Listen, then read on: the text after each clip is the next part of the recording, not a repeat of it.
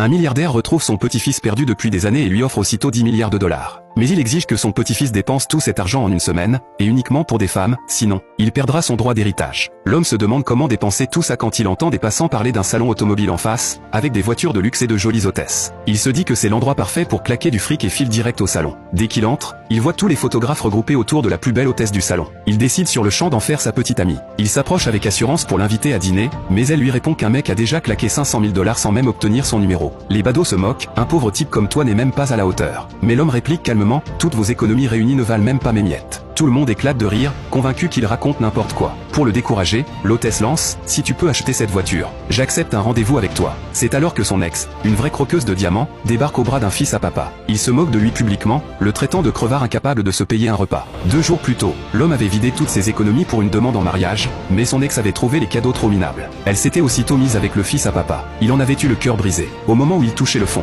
son grand-père milliardaire l'a retrouvé et lui a balancé 10 milliards de dollars. Maintenant, il n'a aucune envie de s'occuper de son ex vénal. Mais le fils à papa continue de le provoquer, déclarant, si tu peux acheter ne serait-ce qu'une seule bagnole ici, je me lave les cheveux en faisant le poirier. L'homme en a marre et demande à l'hôtesse de lui montrer la voiture la plus chère. Elle se dirige alors vers une voiture de luxe à 25 millions de dollars. L'homme lance, j'achète toutes les voitures du salon et je les offre à cette charmante hôtesse. Le fils à papa, certain qu'il n'a pas autant d'argent, exige qu'il paie devant tout le monde. L'instant d'après, le bip de confirmation du paiement retentit. Tout le monde est sous le choc.